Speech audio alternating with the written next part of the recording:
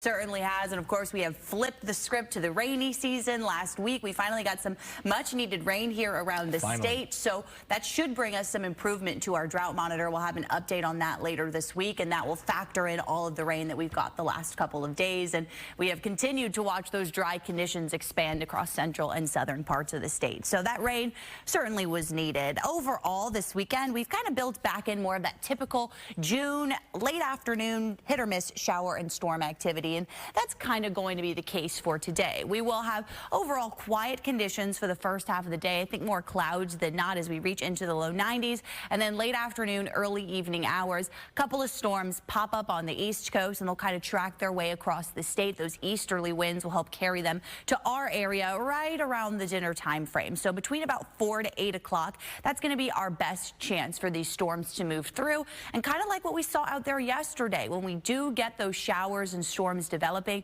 they still will be able to produce some locally heavy rainfall. So that will, I think, be the case for us again today. So right around 1 o'clock, look at all the clouds we have around our area. The storms start to pop up near Orlando, Melbourne, Vero Beach. Then by 5 o'clock, we'll get that coverage here for our area. So it is going to be hit or miss. Not all of us will get in on the rain, and it's generally that evening time frame where most of them will drift off to the coast. And I think by around the 9 o'clock hour, most of the areas that are still dealing with the rain and storms will start to kind of wind down from there. And then overnight, any rain or storms will end, but the clouds will stick around with us.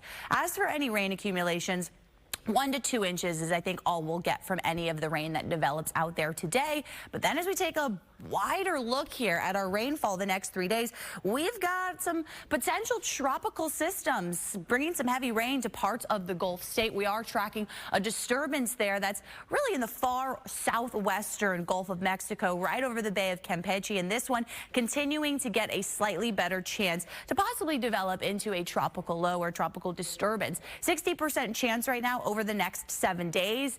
And another little disturbance now just off our local coast. We could be talking about something developing near the Bahamas, about a 30% chance for this to gain some tropical characteristics in the next week or so. This one could be bringing us some heavy rain as we look ahead to the end of next week. So as we put your Fox model in play here, we'll watch early next week for that system that I showed you in the western Gulf to kind of really get its act together, get a little bit more organized, and then lift off to the coast of Texas, where it should start to bring some heavy rain there for the middle and end of next week. Then look at that little system spinning off and approaching our local coastline, parts of the Carolinas as well. So regardless, we are going to be talking about some heavy rain, despite if those are able to become something tropical in nature. As for the rest of the country, we're going to be building in a really looking record heat dome for parts of the Northeast, where by the middle of next week, we're talking about record heat for millions of people, with temperatures up to 20 degrees warmer than normal. So really some intense heat for the Northeast. We'll be back in the mid-90s for us as we look ahead to the middle of next week.